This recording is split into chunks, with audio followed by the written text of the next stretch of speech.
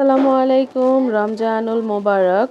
তো রমজানের প্রস্তুতি নিয়ে নিচ্ছি। আজকে থেকে রমজান শুরু, কিছুক্ষণ পরেই তারাবি শুরু হয়ে যাবে।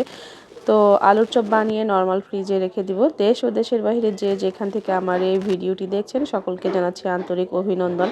জানি না এই রমজান মাসে আমি আর ভিডিও আপলোড দিতে পারবো কিনা, যেহেতু রমজান মাসটা অনেক ব্যস্ততার মধ্য দিয়ে যায়। ইফতার, তারাবি, নামাজ, ইবাদত বন্দিগি সব মিলিয়ে অনেক অনেক ব্যস্ততার মধ্য দিয়ে যায়।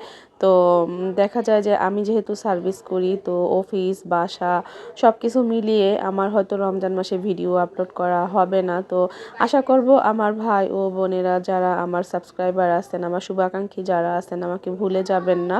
মাঝে মাঝে হচ্ছে কমিউনিটিতে পোস্ট করব, তো আমার চ্যানেলটার পাশে থাকবেন। চ্যানেলটা যাতে একদম অফ হয়ে না যায় সেই দিকটা আপনারা একটু খেয়াল রাখবেন। সবার কাছে এই আবেদনটা থাকবে যে রমজান মাসে আমরা সবাই ব্যস্ত থাকব, কারণ হচ্ছে এই গুনাহ-মাফের মাস এটা। তো আমরা সবাই অনেক অনেক ইবাদত বন্দিগি করব, অনেক গুনাহ মাফ চাবো আল্লাহর দরবারে, যতটুকু করা যায় আর কি। তো তারপর আবার হচ্ছে খাওয়া দাওয়া তো বন্ধ থাকবে না। তো যাই হোক, অনেক ব্যস্ততার মধ্য দিয়ে যাবে, ভিডিও হয়তো বা আপলোড করা হবে না, আবার যদি সময় করতে পারি তাহলে হয়তো করব।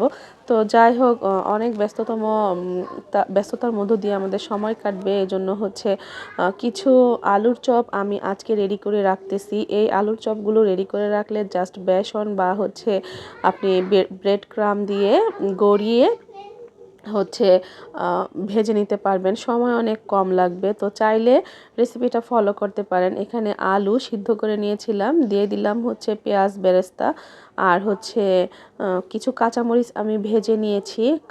যেহেতু এটা হচ্ছে নর্মাল ফ্রিজে 4-5 দিন রেখে খাবো, তাই হচ্ছে কাঁচা ব্যবহার করলাম না। দিয়ে দিলাম হচ্ছে পুদিনা পাতা, আর দিয়ে দিব হচ্ছে ধনিয়া পাতা। তারপর হচ্ছে বেরেস্তা করার সময় যেই তেলটা ছিল অবশিষ্ট, সেই গরম তেলটা উপর থেকে দিয়ে দিব, যাতে হচ্ছে পুদিনা পাতা এবং ধনিয়া পাতাটা একটু সিদ্ধ হয়ে যায়, যেহেতু 4-5 দিন নর্মাল ফ্রিজে থাকবে।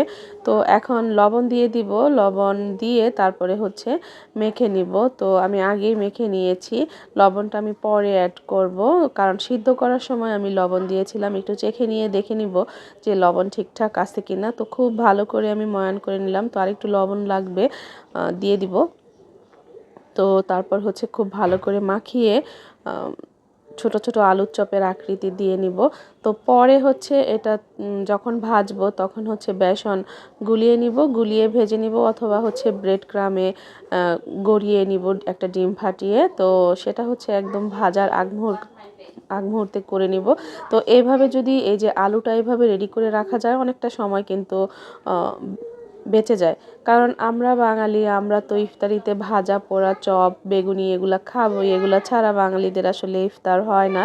তো এইভাবে রেডি করে রেখে দেওয়া যায়। আমার মতো যারা চাকরিজীবী আছেন বা হচ্ছে হাউস ওয়াইফ যারা আছেন, তারাও করে রাখতে পারেন, কারণ ইফতারিতে আমরা বাঙালিরা কিন্তু অনেক রকমের আইটেম করে থাকি, আর তার ভিতরে আলুর চপ বেগুনি তো আমাদের এটা কমন। আমার মনে হয় প্রতিটা পরিবারে আলুর চপ বেগুনি এবং হচ্ছে ছোলা বুট এগুলা থাকেই, এগুলা ছাড়া মনে হয় যেমন ইফতার হয়ই না। তো তাই হচ্ছে দু একটা কাজ যদি মানে আগে থাকতে করে রাখা যায়, তাহলে কিন্তু অনেকটা সময় সেভ হয়। আর এবার তো একটু ইফতারটা তাড়াতাড়ি হতে যাচ্ছে, ঠিক 6টার দিকে। তো দেখেন এই যে আমার এতগুলা বানানো হয়ে গিয়েছে। এখন এটা একটু ঠান্ডা হওয়ার জন্য অপেক্ষা করব, তারপর হচ্ছে নর্মাল ফ্রিজে রেখে দিব। 7 দিন পর্যন্ত সম্পূর্ণ ভালো থাকবে। তো আজকের ভিডিও এখানেই শেষ করে দিব। ভালো থাকবেন সবাই। আসসালামু আলাইকুম।